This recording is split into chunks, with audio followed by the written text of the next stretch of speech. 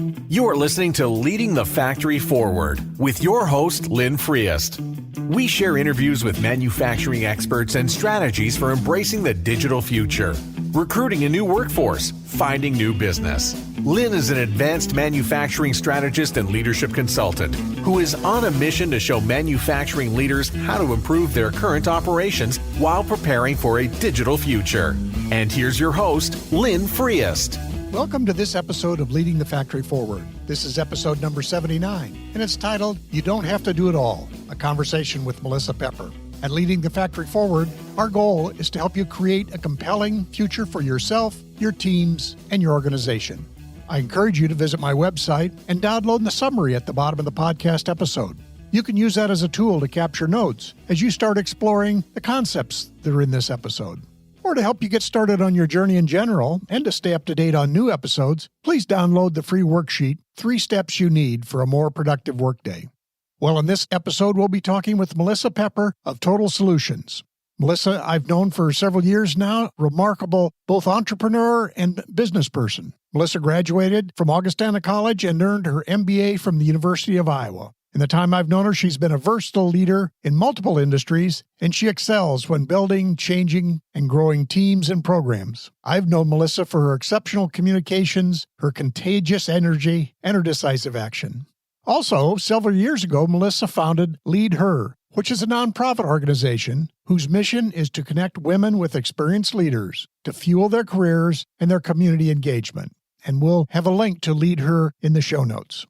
Some of the things we're going to talk with Melissa about today, a little about herself and the business, how she got started. Total Solutions, what are the services they offer to you as small businesses or even possibly as entrepreneurs? Talking a little about the customers that Melissa serves. And also then we'll get into what is some of the success factors for working with a firm like Melissa's to help them offload some of the work that's taking up your time and energy. And finally, we'll talk a little bit about what future services might she be offering or what, as a business owner, you might find from other sources in the future. And then lastly, as I mentioned earlier, we'll talk a little bit about the Lead Her program. Melissa, again, I want to thank you for being on the show with us today. Well, you had a little bit of an introduction. I'd really like to give you first shot at introducing yourself, what you do, what you're about, and what your company does. Sure. Well, thanks for having me. I am in the thick of year end. So that's what's on my mind because I'm Melissa Pepper and I run a company that helps other companies get through the muck. Whether it's year end, PPP, everything COVID related, we really walked alongside business owners and leaders this year.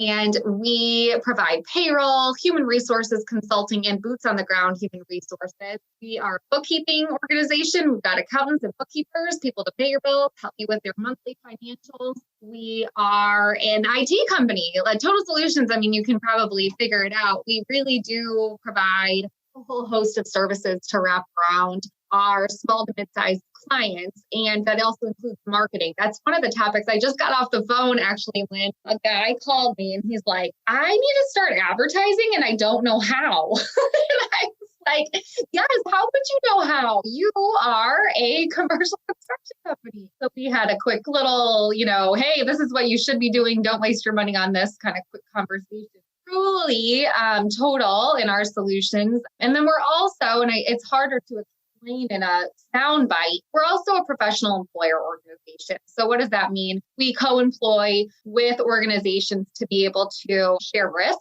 honestly, whether it's on the benefit side or the work comp side. So by being co-employed, companies from one employee, I have somebody with one employee, I have all the way up to almost 100 employees. And so they co-employ with us. We're their payroll provider, which is like a Paychex or ADP. Those are, large competitors of ours. Then we're also managing that whole work comp risk for you. It's still your responsibility to keep your employees safe. But if something happens, it's my problem to then work through the claim with the broker, anything related to that employee's workplace injury. We're helping manage that, which I think is really critical to business owners, especially right now, because COVID plays into that when it comes to work comp. And then finally, on the benefits side, you might be an employer who you wish you could offer benefits, but it's too expensive, or, you just don't see yourself doing it. Maybe you just don't want to mess around with it because it's a lot of administrative burden. So that would be another reason to join an organization like ours, because we handle that, everything from onboarding, open enrollment, rates of payout, everything related to health, dental, vision, life insurance, 401k.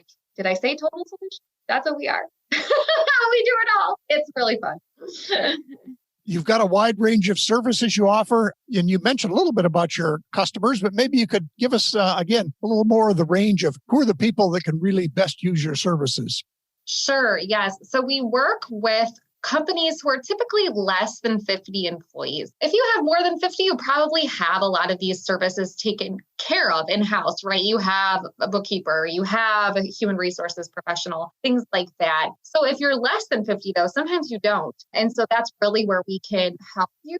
And also we bring multi-industry experience. So we have other manufacturers. Let's say you're a manufacturer. So we kind of know what the manufacturer down the street is doing. We're not going to, we know it. We're not going to be sharing everybody's business, but we kind of just know the picture of manufacturing. So we lend that to you in terms of our knowledge and expertise for a fraction of the cost, because you don't need us for 40 hours a week at whatever it is that you might pay somebody. You might only use us 6 hours a week. And it's going to be pretty difficult for you to find someone for 6 hours a week to want to do random tasks for your organization. So we typically work with smaller organizations in about a 120-mile radius from right here in the Quad Cities. We're located headquartered in Davenport, Iowa. And we do work with some startup organizations, particularly like they just need like a quick and dirty website to explain their product. They need their Facebook page set up. They need just a opening package. So we do some of that, kind of get startups up on their feet with like all that administrative, do I need a handbook? Do I not need a handbook? I have to hire my first employee and I've never done that before. So those are another kind of category of business that we might engage with. Great. So again, I think you mentioned you had one firm that only has one employee. So, but most of the time you have at least a few employees, but you can go down to as little as one, I guess, huh? Yes, we do. We have a couple one-person shows, but that's definitely the exception, not the rule. Kind of the average is probably 10 to 15 employees. We have a couple that are at 23. If you have 23, you're the perfect fit for me because that seems to be a popular number. And then both in Illinois and Iowa, we're knowledgeable about, kind of by state, compliance on the employment side. Okay. As people are considering using a service like yours, what have you found are some of the real success factors in working with a service like yours? Again, acknowledging that the company owners aren't the experts, but how can they best work with you? Yeah, I think you have to be ready. You have to be ready you're not giving up control, but you are giving up something that maybe you used to always do and it was easy and it took a couple of hours. But now as your business has grown, maybe it's more of a chore, but you just feel like as the business owner, you've got to keep it because you're the only one who knows how to do it. And you probably are the only one at your company. So you have to be ready.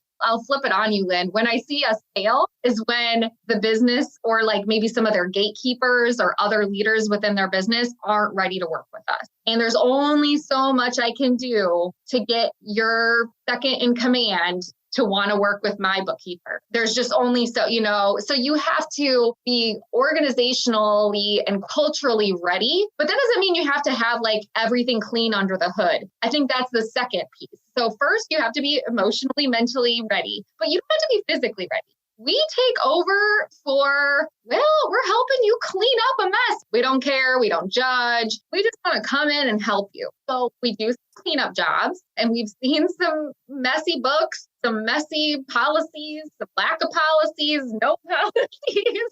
We've seen all of that. It's totally fine. That's just a sign that we're being useful. That's what fills our bucket. We don't want to we would also take some well-oiled machines, but typically the people who gravitate to Total Solutions are those who are like, this isn't working. I need somebody to help me run faster, better, stronger, more efficiently. And so particularly with our manufacturing clients who are looking to kind of like maybe modernize a piece of their business. Maybe a lot of it's on paper, or they're looking to adopt a new piece of software. We can come in, and we're doing that right now with a Davenport-based manufacturer. We're helping as their accounting arm to review the software, demo different types, and then helping internally to train. And then we will be their in-house bookkeepers. So that's a really nice, I think, example of we came in, they were seeking to modernize. We are their partners right now, and then we'll be their long-term partners because they really don't need a bookkeeper full-time when they could pay us, I think it's like 8 hours a week that we'll be engaged with them. Sure. Yeah, a couple of things come to mind there. Certainly we're all small companies. They're trying to become more digital, but there's always a big hurdle when you say, hey, I want to adopt a new ERP system, or I want to do, online payroll. I want to move something from paper to digital. It's a hurdle, especially for small companies where the leadership team is 2 or 3 people. So, it sounds like you guys can really help a company get over that initial hurdle. We definitely try to. And I think too, what we can help with on our PEO side is some of that like employee management that can lead to risk for your company. We can really help take care of that so that you can take care of your product, service, quality, safety, all of that. If we're helping kind of manage with you hand in hand the employee relationship, I think that then we see, and their data suggests that working with a PEO, companies that work with a PEO do grow more than their peers who are not in a PEO. Okay. Well, and again, this whole theme is something I encourage the small business owners to remember where they add the most value. And if their key value add is not in doing payroll, then they should get out of that business because, again, they only have so much time and attention, and they should be devoting it to their highest value add and then being in conversation with you or firms like yours to find out, okay, this is what you guys do best. Yes, 100%. And I see this a lot too with companies where they're like, well, but our payroll is the most complicated payroll you will ever see. And I'm like, it might be, but I mean, is that a value? Do your customers care that you spend 14 hours a week on payroll? They probably don't. So not to say that it's not complicated, not to say that it isn't deserving of 14 hours, but I think at the end of the day, you care more about your customers, right? You just want to make sure that your employees get paid because nobody wants to get, errors in their payroll. We don't make errors in payroll because that's all we do all day. So yeah, that's right to your point, Lynn. I mean, we shouldn't be holding on to payroll. I think that's kind of and people kind of cringe when I use this, but that's kind of the gateway drug. Once you get started on payroll, you're like, okay, this isn't so bad. They're getting to know my business. They've got some information. And then you can sort of start to understand like, okay, they really care about me because we do. And this is working. And now maybe I can give up, and not give up. That makes it sound bad too, but maybe I can delegate it to Total Solutions, my partner, so that I can focus on a new product line. Mm-hmm. Another thing occurs as you were talking there, I think you mentioned earlier, you help people scale. And I think that would be a key thing too. It's one thing to manage whatever it is around employee benefits, employee relationships for 2 or 3 people. But if all of a sudden you're heading towards that 20 number, you've sort of flipped over to a new category of needs as far as working with employees. Absolutely. In the blitzscaling book, I think it's the blitzscaling book, they talk about going from the family to the tribe. And we see that it requires a different set of communication and leadership skills to lead at every level, right? And it also takes more of the leader's time. To be a good communicator and to continue to connect those dots and empower your managers or frontline supervisors. So because you should be taking more of that brain power, energy, and your leadership expertise, you shouldn't be looking at health insurance claims and, reconciling them in your general ledger or whatever. Like that sounds like a horrible use of your time. That yes, absolutely helping people scale so that they can be awesome leaders, which is what I'm passionate about personally and why I like what I do, because I hope that this sort of like a side effect of working with Total Solutions isn't just that you have somebody to take care of your books, and that's very nice, but that also opens you up to do better as a leader. So as you think about looking forward, what are some of the thoughts that you have for Total Solutions with adding new services, either for yourself or maybe just things you see in the industry? Yeah. So I was just reading our National Association of PEOs magazine because I'm really nerdy. And the second it hits my desk, I sit and I read it cover to cover if I can. And so what they were talking about was kind of like this continued focus on people analytics. How can we use all the data that is available to us to continue to help employers lower their costs, improve their turnover, improve employee health? And so all of that is very exciting to me. We have a new system that's going to help us drive efficiency on our payroll and HR side of our business. So I think stay tuned for more of that, more knowledge at your fingertips, whether it's very tactical, like just having access faster to reports and things like that, to more, way out there ways that AI can help us to evaluate our risk and things like that. We have a new health insurance broker who we really are pleased with that I think is also going to help us with just like our delivery of information so that it's not me sitting in my office going, what kind of information should I be giving people? So I think that on the total solution side, driving more information and really being a knowledge partner with our clients. But then on the paid side, how are we looking at people analytics and how is that going to be its own business line in the future? Sure. Oh, great. I always like to try to deconstruct the acronyms. So could you tell me what PEO stands for? Yeah, PEO, Professional Employer Organization. That's that employee leasing co-employment relationship. Okay. Thank you. Yeah, no, I know. I tried not to use too many acronyms, but I got caught me. So that's okay. Now, before we finish, I also want to acknowledge that you've done some wonderful work before you're joining Total Solutions with Lead Her. And I wondered if you could give us a few minutes explanation of that work.